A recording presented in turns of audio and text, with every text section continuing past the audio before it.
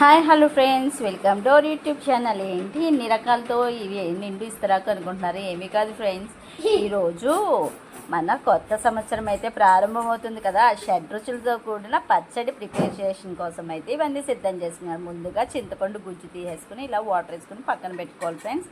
ఇందులో మనం అరటిపళ్ళు యూస్ చేస్తాం, మామిడి ముక్కలు, కొబ్బరి ముక్కలు, అలాగే మెయిన్ ఇంగ్రీడియంట్స్ వేప పువ్వు. ప్రస్తుత కోనసీమ జిల్లాలో వేప పువ్వు చెట్టుకి అంతటికి వైరస్ వచ్చిందనే వీడియో అయితే ఆల్రెడీ మన ఛానల్లో వైరల్ అయింది.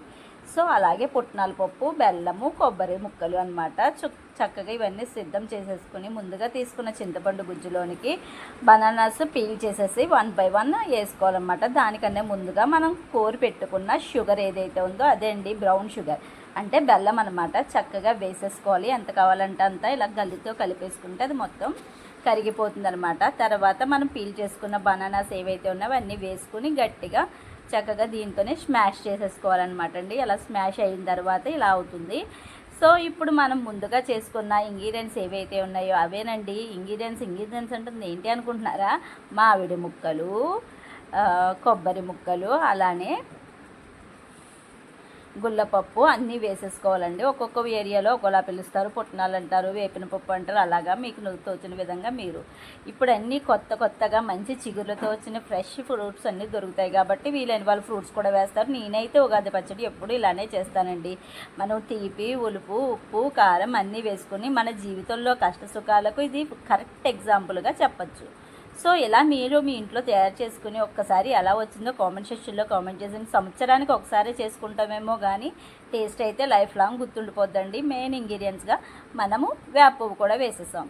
మాకు ఎక్కడ వేప పువ్వు అయితే చాలా ఇబ్బంది పడ్డామండి. 2 రెమ్మలు దొరికాయి. సో అందుకని కొంచెంగానే వేయడం జరిగింది. అంటే ఇప్పుడు ప్రస్తుతం వైరస్ అంతా వ్యాపించిపోయిందండి. వేప చెట్లు ఎక్కడ చూద్దామంటే పచ్చని చిగురుతో అయితే లేవన్నమాట. సో ఈ సంవత్సరం మరి పోయిన సంవత్సరం అంతా మీ లైఫ్లో ఉన్న ఒడిదుడుకులన్నీ తొలగిపోయి ఈ కొత్త సంవత్సరం కొత్తగా మీ జీవితంలో అన్నీ నూతనంగా మీరు ప్రారంభించే ఉద్యోగ వ్యాపార అభివృద్ధులన్నింటిలో కూడా అష్టైశ్వర్యాలు, ఆయురారోగ్యాలు, సిరి సంపదలు అన్నీ కలగాలని మనస్ఫూర్తిగా కోరుకుంటూ ఈ సంవత్సరం ఫస్ట్ దీపాన్ని అయితే దేవుడికి పెట్టేసుకున్నారండి.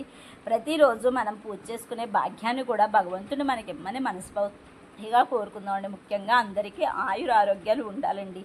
ఎల్లవేళలా దేవుని స్మరించుకోవాలి, దైవస్వరంలోనే ఉండాలి. సర్వే జన సుఖనో భవంతు. సో ప్రతి సంవత్సరం మనం ఇలానే చేసుకుంటూ చక్కగా దేవుడిచ్చిన ఆయుష్ని పెంచుకుంటూ ఉందామండి.